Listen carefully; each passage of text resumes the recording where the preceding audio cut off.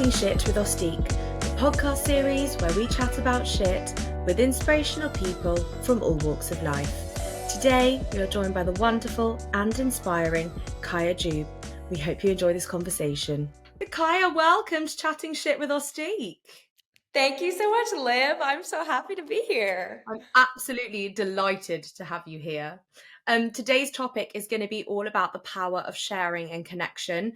I know, well, certainly for me and for everyone that follows you, everything that you share, your honesty, the happiness, the positivity, and also some of the lows has been really important and life-changing for a lot of people. So I can't wait to go into everything with you. Before we get started, I'd love if you just wouldn't mind just introducing yourself and perhaps touching on your journey with ulcerative colitis. Yeah, absolutely. So my name's Kya Jeub. I am a mom. I have 2 babies. I was diagnosed with ulcerative colitis when I was 14, and it was quickly onset. If I look back, I can see symptoms leading up to it, but nothing dramatic that would really super scare us. It was fast action. We tried to treat it with medication for, I think it was a month, and that whole month was terrible. So ended up having a total colectomy, and that's where they put my first ostomy, and they were pretty certain that they could replace or put it back. They were pretty sure that they could reverse it one day. Yeah. Right. So we went into it going, okay, this is going to be maybe a year thing.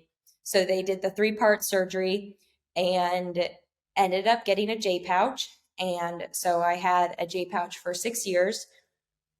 Looking back, it was not a great experience. I thought, you know what? I can handle this. There are super strict diet restrictions.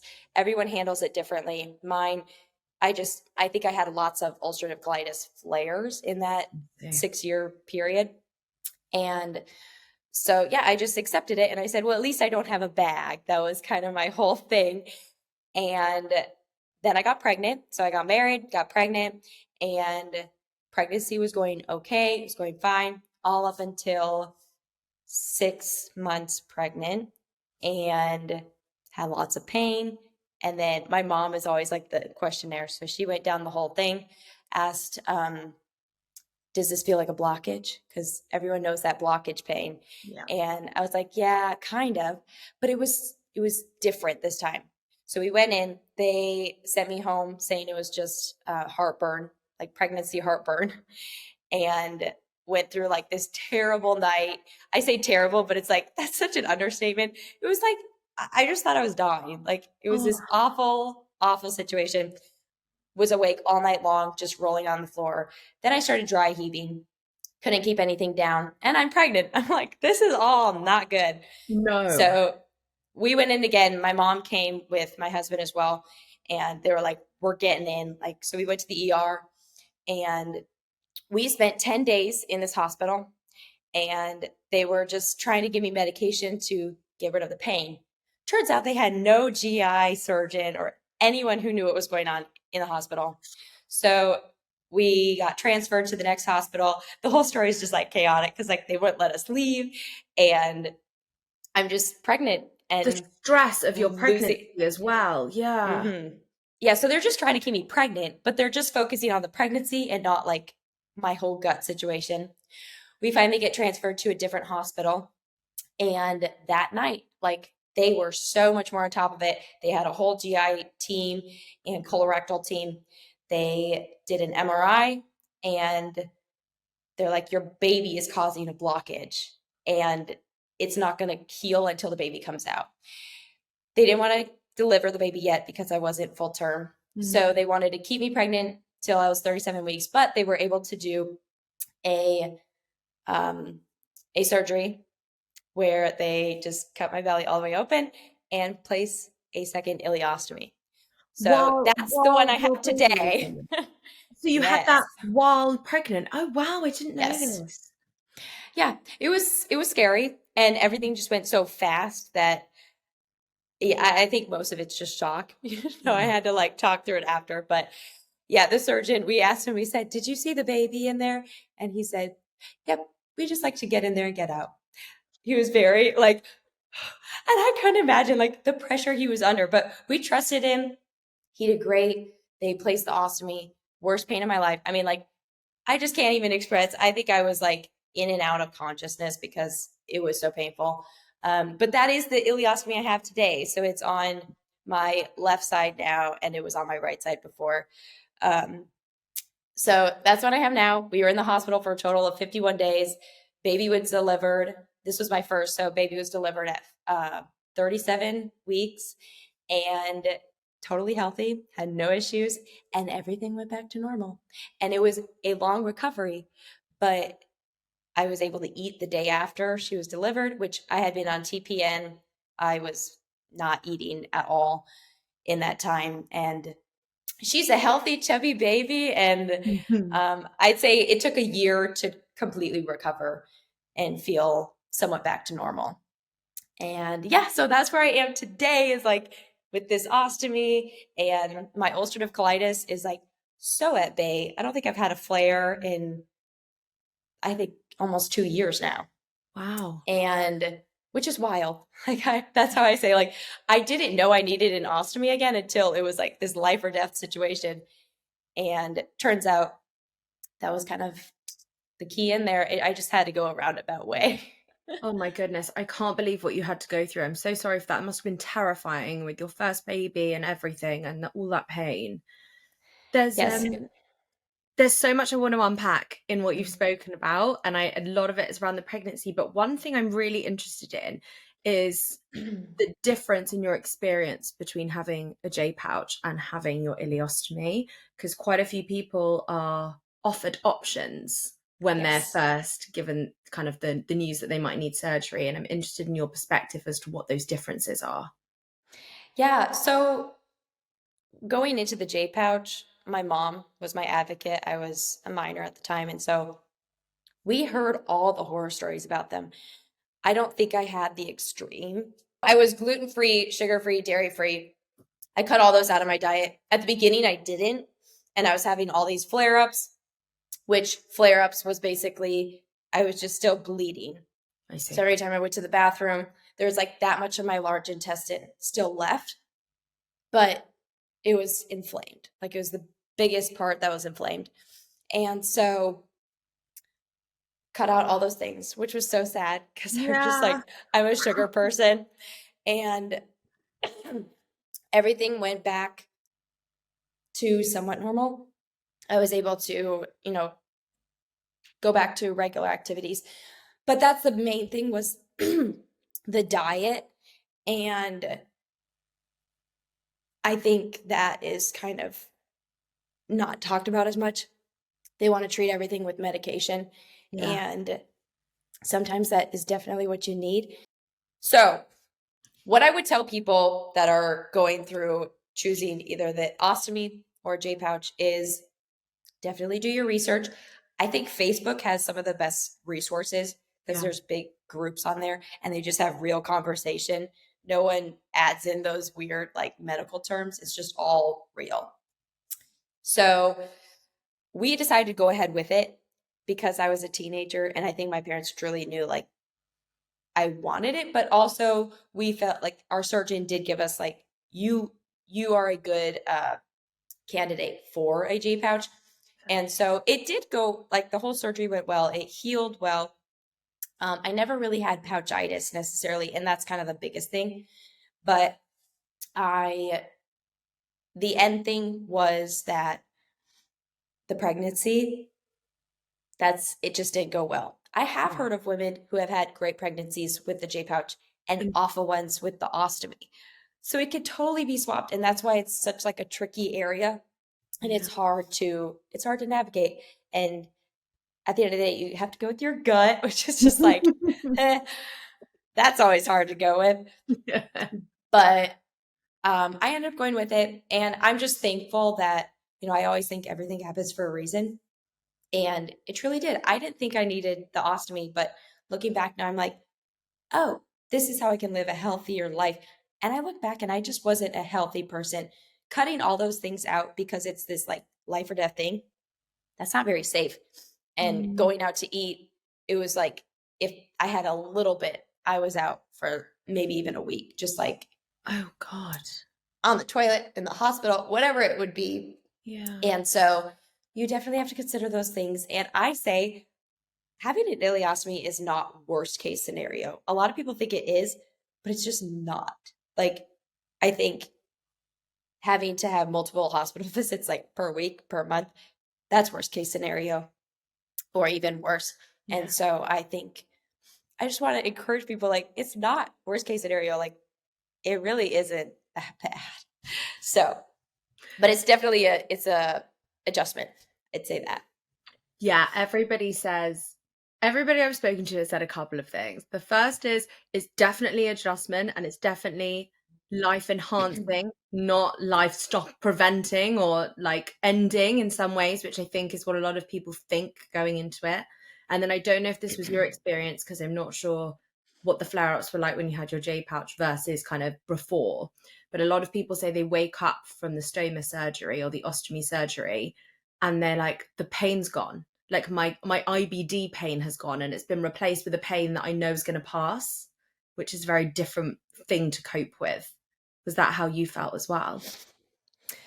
In a way, I think it took a little more time. Um, the first time, my parents know it better because they said I was in lots of pain with the ostomy surgery. But I would say, yes, it took a little bit of time. The hospital scene with my pregnancy was a whole different situation because I was already in lots of pain because of the baby, and it didn't exactly like heal it completely. She still had to come out to like heal that. Yeah. But yeah, you have to trust the process for sure, and it does take time. Yeah, absolutely. Um, we've talked about kind of your first pregnancy, but you've got two beautiful children, am I right?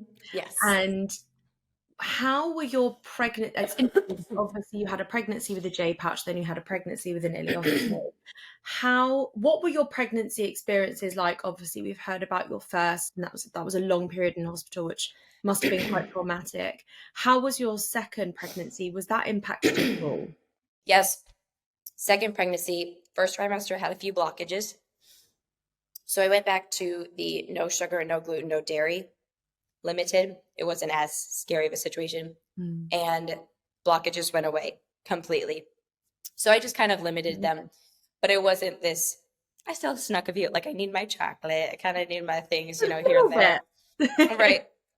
And it seemed to do good. Second trimester, my belly started to grow. So I had my stoma started to prolapse a few times, which sounds so, so scary.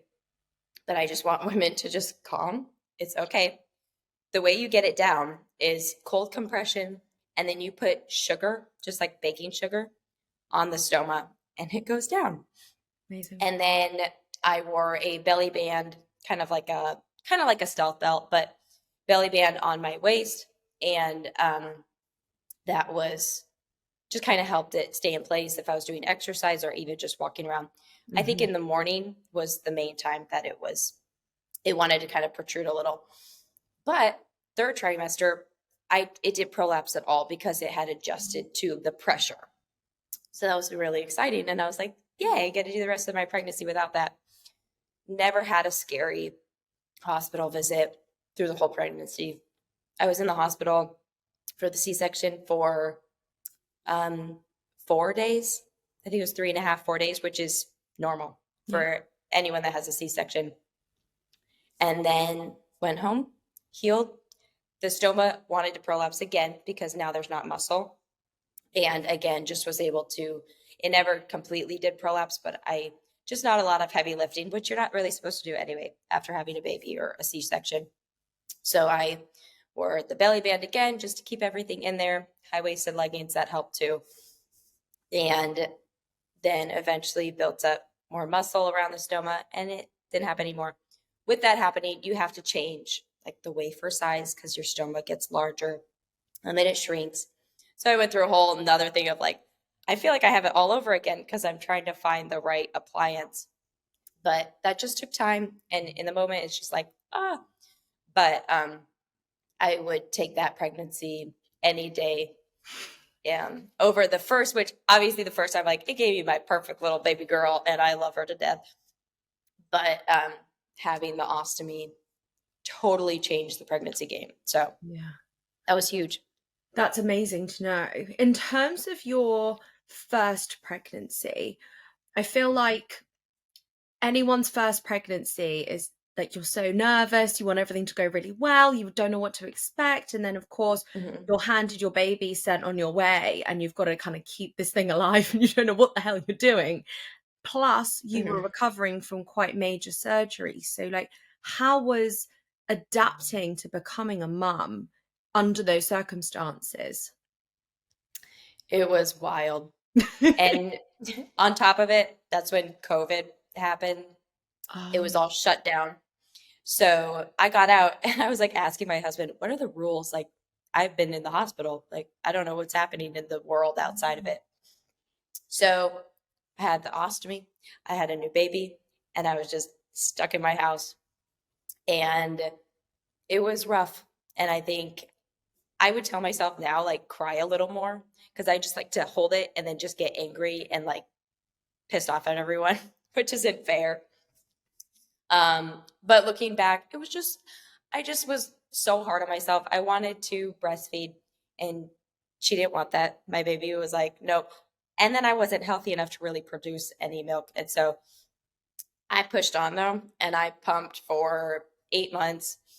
And I don't know how. I don't know why. I would tell myself wow. to give myself a break because it was all this pressure. And I was down to, I think I was down to 90 pounds, like 90, 95 pounds, and was just not at a healthy weight. But I was able to keep food down. We were still working through it and just introducing new foods because I hadn't been eating well while Mm. pregnant.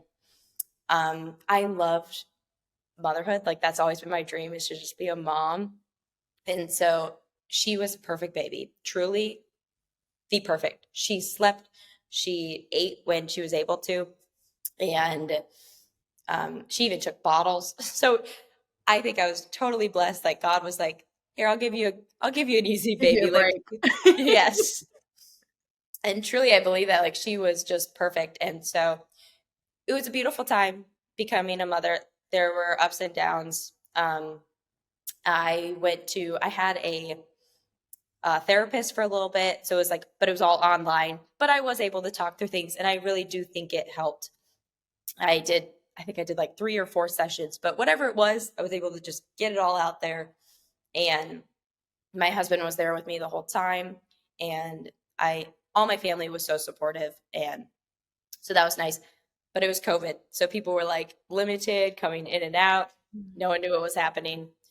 And that's when I discovered TikTok. So that's kind of leads into the thing, is like, I said I never download TikTok, but then I did. And I was just kind of excited to like see how the algorithm worked. And I posted a few videos like random, but then I did think what my younger self would have wanted in like people with ostomy. So I am kind of segueing into that. I don't know if you have questions in between, but I just was absolutely going to that, so my, you go. okay. So that's when I was like, what if I posted about my ostomy? Because I was going to kind of I did kind of mommy daughter, like, fun dances. You've seen those ones. And then I thought, what if I just started sharing about my ostomy? Because when I got it the first time as a teenager, there wasn't a lot out there. And I think in that many years, I mean, like 6 years, I think it's almost been 10 years, so many people have opened up and there's so many more resources now. But I just thought about all the videos I wished I had been able to see and the things I could learn about. So I just started posting videos about my ostomy, and they're so like goofy, and like some of them were super lighthearted. Um, and then I started doing kind of more like sit down and explain a thing.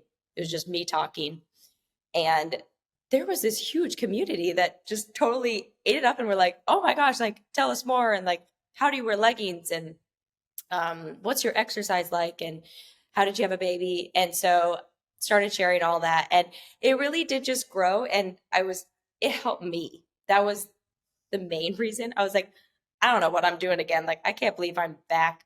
I felt like I went backwards with getting an ostomy. So in the beginning, it was just all this like, I just have to accept this again. And I was sick of feeling sorry for myself. I was like, all right, we got to stop that pity party. Like, this is rough, but there's lots of people with ostomies. And so I started sharing about it. And yeah, it just grew. Then I started sharing about it, TikTok, Instagram, and then Facebook. Facebook was really, that's where my like ostomy family is. Like, they are tried and true and like they will do anything for you. And so that was huge. It helped me get out of it. And I think I think it took like 2 years. So I'm now on year 3 of having this ostomy, but 2 years of just like, this isn't my identity. And so that's what I really wanted to share was like, just because you have an ostomy doesn't mean that's who you are. I am a mom and I wanted to start businesses and I like to exercise and I like style. And like, there are so many things that I love. Mhm. And my ostomy is just something, I mean, it's just the way you poop. So that's what I tell people. I'm like, everyone does it. I just do it a different way. And it was amazing. And still to this day, I'm just like, I love that I could share this. And I love seeing other people now opening up about them and being like, now we have the confidence. And that pushes me on. I'm like, I can have the confidence too. Like, this is, we're in it together. Everyone goes through something. And this is just my something. And so making the most of it. Yeah. I'm so happy that you started sharing, and I know millions of other people are as well. Sharing your experiences has definitely positively impacted the community. I'm interested to know whether all of your experiences have been positive, or if you've had anything negative crop up by sharing so much. Quite a lot of people who have done a lot for the community by being so open have had some negative experiences because social media can just be like that. So I Mhm. wondered, have you had anything like that, and how have you dealt with it if you have?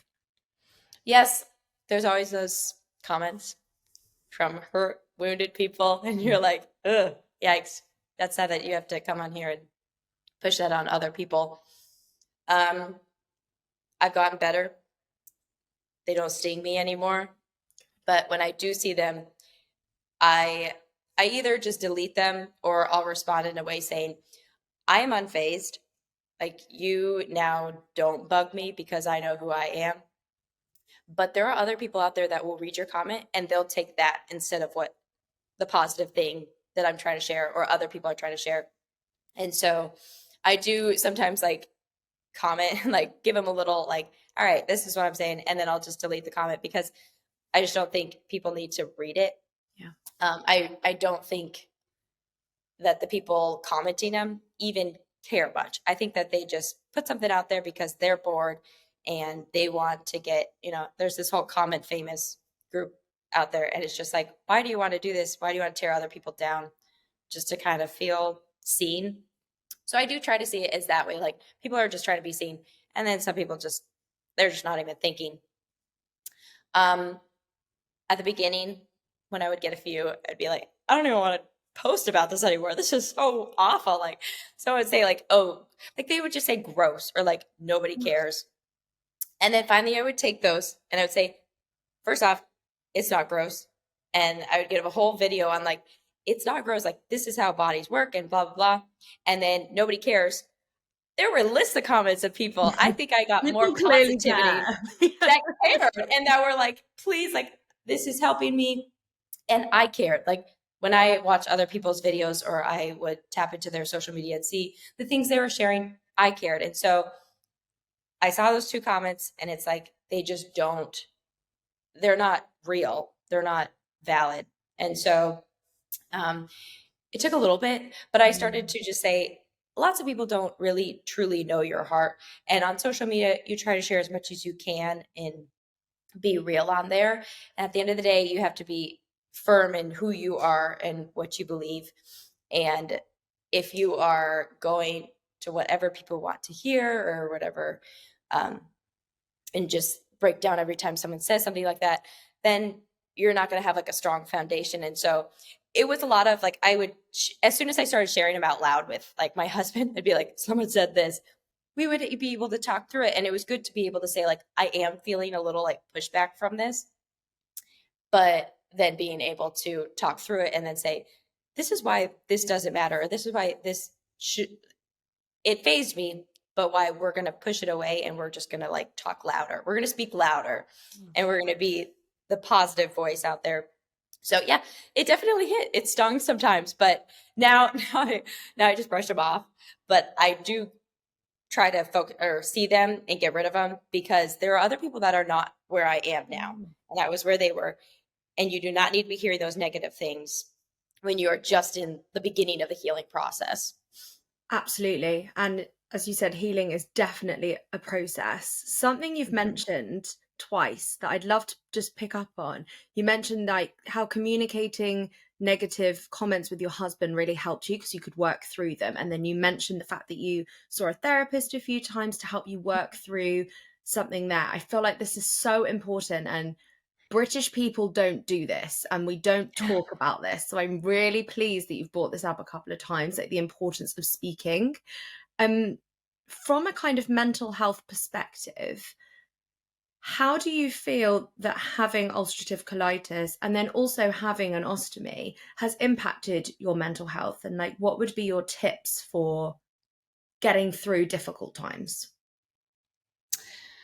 I think I shared it actually on my podcast too, but I love telling people like I'm trying to put it down into a step by step. And obviously that step by step will take a different amount of time for everyone. But I say the first thing is you see it and you can grieve the loss that you've had, because it is a loss. And no matter if you're okay or you feel better or not, whenever you lose anything, it throws you. Same with like change, or if you move to like the beach and you love the beach, it still is going to throw you because it's different. So I say you could totally grieve that process, that change. And I did. And that's a healthy thing, is just like not suppress it and say, I'm fine, I'm fine, I'm fine. It's like, no, you are sad. Like it's okay to kind of miss something you had before. But then once you do that, the second thing is to start looking for ways, like see the positive light. Like, what is positive about this and how am I feeling better? What replacements are good? So saying like I can eat whatever I want now, that's a good replacement, even though it's different. Like now it's a replace it. Now I have options and now I don't feel so stressed about when I'm going out to eat. And then the third one is that once you see the positive things, you can start working on those. You can start, I say, go out and like go buy a new outfit. Like that was the big thing, is like getting a new wardrobe, because I was trying to make everything work and I was like, I'm so ugly. Or like I would say all these awful things like it doesn't fit because I'm broken or because I'm this way or that way. And that wasn't the truth. They weren't working. So I threw away or donated and threw away so much of my old clothes and just got new ones that fit better, that weren't so restrictive, and that I felt cute in because my body was different, and that's okay. And then the fourth thing, once you've done that and you're like, I'm feeling good, start reaching out to other people and start serving and seeing where you can help the people that were at phase 1. Because if you stay in phase 3, where you're just like trying to fix it and like do things to make you feel good, it won't continue to build you up. You'll just kind of stay in this thing, and the self-conscious nature will just kind of creep in, and then you'll just be there. Like then you're just kind of sitting there and you'll drift into the feeling sorry for yourself stage. So after that third thing, you just go out there and you start to find people that are like you, or just start serving in your church or serving in your family even. And then online is huge too, is just go into one of those Facebook groups, like Ostomy Facebook groups, and just find the comments or find, people post things and questions, and just answer an honest answer that is, just informative and also just encouraging, because any answer helps. Like I love getting loads of people's perspectives on a certain, like my bag is doing this today. Does anyone else's? And yeah, so I say that's like my fourth thing. I should name it something, because You should. That's it's amazing. helped so much. That's a really beautiful Yeah. practice. really beautiful practice, and it's really lovely that it ends with service to others. I feel like most wonderful step programs that help people through life always have an element of service to others. So it's really lovely Mhm. that yours does too. Yeah. I have been dying to talk to you about ice baths. It's been something I've Yeah. been obsessed with for a long time. What made you start taking them, and what benefits have you seen from this daily practice? So I started taking them because my husband was like, you should take an ice bath. Oh, wonderful. Basically, that was the beginning of it. He took them a few years ago and was like, I felt amazing for the whole week, but I wasn't about it. And then we were kind of trying to find something that I could do every day and then just kind of share how I was feeling with my audience. Mm. So he's like, why don't you do a 30-day challenge of ice baths? I hate the cold. I hate feeling cold. I hate feeling uncomfortable. It makes me feel sad and bleh. But I said, okay, I'll do it for 30 days. And we were just visiting Colorado at the time. And so everything was frozen over. So my parents had a horse trough. We filled up with water and I took my first ice bath and it was probably 32. It was probably 34. It was like right above freezing. So it was like 1 degree Celsius, For your totally first cold. one. Yes, which is probably not. I tell people now, I'm like, no, you have to start at 55 degrees Fahrenheit and Mm. then you can slowly work your way down and start at maybe like, I'd say 20 seconds or even start in a cold shower. I don't know why I started that way, but I did. And yeah, I've been taking ice. I think I'm on day like 180. I think that's what I'm on right Wow. now. And so, yeah, just started taking ice baths every single day. And then I would post it. Then I started going live on TikTok on it. And at first, I think it was the accountability that just kept me going because the first couple ones on day 4, I was like, I could quit and no one would care. No one would care. No one would know. Like, we'd just be like, we never did that. Like, that's not what we do. Um, but my husband he knows I like a challenge. I don't like to back down, but he also knows like that I am that way. And so he's like, you got this. Like, you could totally keep doing this. And so, yeah, once I finished the 30 days, every day, it's just like you say you're going to do something. This is what I've mainly got for it. If you say you're going to do something and you follow through, there's this chemical and like psychological shift in your brain that goes, I trust myself now. Like I can do so many other things. And so it was this accountability thing with myself. Mm. It was this mental toughness that was building, but this whole, like, it was mainly psychological is what I felt. But then once you get out, you feel like energy. It's like this rush. And honestly, I don't know like all the chemical terms on it and everything, but I know what I have felt. And it's that I am accountable to myself and now I trust myself more and I can do tough things. I know I am tough. And the thing is kind of sad is that I guess I don't go through enough tough things these days that I'm like I got to push myself like I got to take my ice bath and then you feel that strength and you say okay, I can overcome anything. And it's 3 minutes of your life. A lot of it is mental. I challenge anyone to just start taking a cold shower in the morning. And the first little bit of it, you're going to be like, no, like, I want to get out. Like, get out. This is dumb. You're like, you should not be in here. But then once you hit after that 5 seconds, you're like, okay, I could do this. You get to 10 seconds. And then once you hit 20 seconds, like, all right, I think I can finish a minute, say. And then you increase your time each time you try it. But it's all, I think a lot of it is just psychological and mental, but it is incredible. Like the benefits you see from it, how tough and strong you feel after. So I've loved it. I don't know that it like directly correlates with ulcerative colitis. I haven't seen negative effects with my ostomy, but I have That's good to know. the mood. Gut really affects like mental mood, and it has elevated that. I feel happier and more energetic. And obviously, every day, like I kind of dread it. But after I do it, I feel accomplished. And having a sense of accomplishment is so good. So, yeah, that's my ice That is bath stuff. amazing. I'm doing it. I have been debating it for ages. I was You going to try should. one and I kept going back and forth. You sold me. Um, Before we came on and actually pushed record, I asked you if you were okay because we were going to record this about a week ago and something happened and you had to cancel. And I don't know what that something is, but you said you would be comfortable to talk about it. So I wondered if you wanted Yes. to talk about it now. Yes. So we were going to record. I thought I was pregnant. That was the big thing. And I, all the signs were there. I got a positive test, but I did get a few negatives. So I was like, this is kind of weird. We told the kids, I told Micah, and we were all celebrating. We were all so excited. And then the day we were supposed to record, I just started my period. So like the cycle just started Oh. again. And it was a false positive.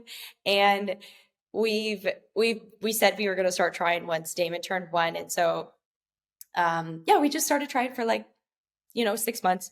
And I am so blessed and so thankful for my 2 babies. And but we love kids, and like I would love to have a big family one day. And so it was a lot to process. That I was just like, this is wild. Like I had my 2 kids. Like I just thought it would happen right away. But I thought it would be good to share is that I could possibly get pregnant again. A lot of people know that I want a big family. We are so open to adoption, and I'm sure that is in our future as well. But yeah, it was a lot to process through, and it's like another step in the whole. I'm gonna probably go in for a checkup and just kind of see, like, I wonder if things Yeah. are, in the right line. Maybe it was just kind of a fluke, but just saying that it doesn't necessarily. Some people it correlates with their fertility, and some people it doesn't. But it was just kind of like a real thing. Like I don't know if we don't have 2 more kids, like, or if we don't have more kids, I am going to be so just blessed that we had our 2.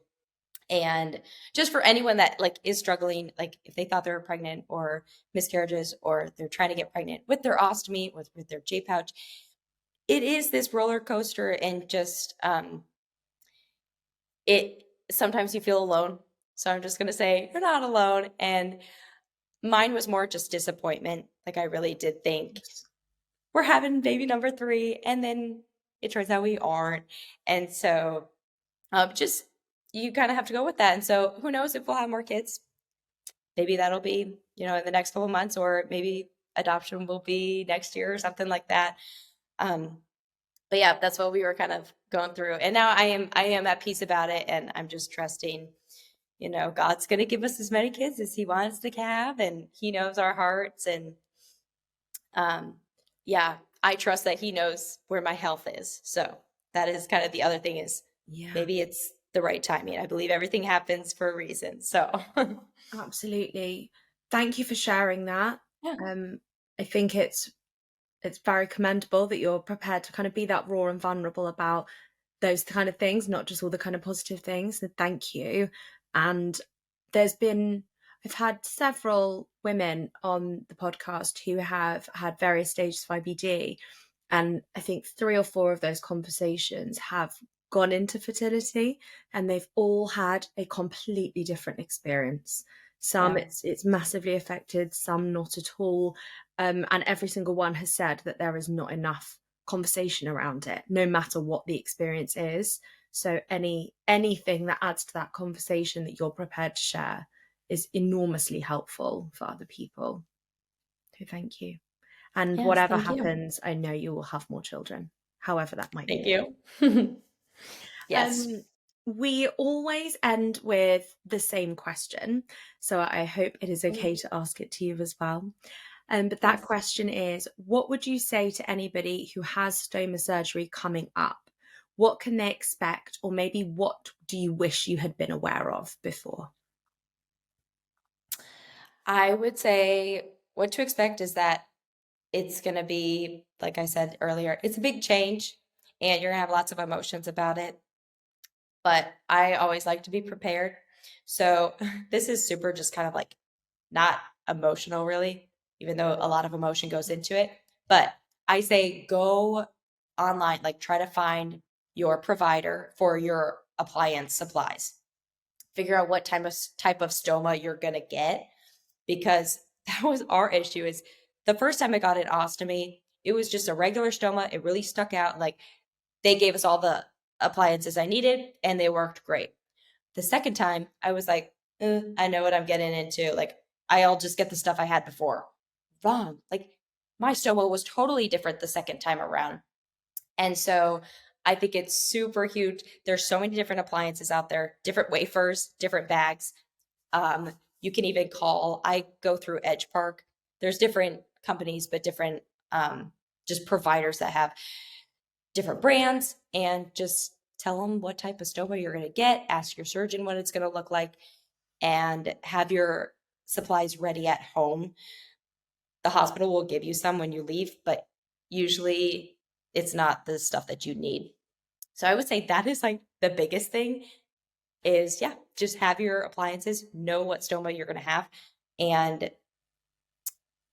go on one of those Facebook groups and they always have lists of things. What should I ask that I don't even know what to ask? Because that's the thing, is usually you don't even know what questions you should be asking. So they have big lists of those. I've even shared a few, like, Amazing. Here's the questions you should ask that you don't even know you should be asking. So just have your ostomy appliances ready, because that's what you'll need. Kya, thank you so much. I'm so happy to have had you on the podcast. We've wanted to have a conversation with you for so long.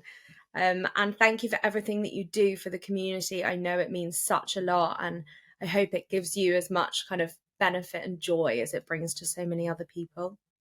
It does. Thank you so much for having me, Liv. I have loved our conversation. Me too. Hopefully we can have one again soon. Yes. Thank you. Speak soon. Bye. Have you seen the new Ostique skins yet? Ostique skins are revolutionary ostomy pouch covers that were created to make the wearer feel confident, sexy and powerful in all of life's moments. From moments of intimacy to lounging by the pool, conquering a workout or simply heading out to lunch, skins have you covered. Even better, they're compatible with all major colostomy and ileostomy bags. Ostique skins are available in a range of colours and skin tones, and they're made from a revolutionary material that's completely waterproof, high quality, soft and comfortable. Skins are easy to use, even with reduced dexterity, and they work with both closed and drainable bags. Plus, skins are also environmentally friendly and vegan. There are 4 bundles available to buy now, and you can also purchase individual skins. Head to ostique.co.uk to find out more.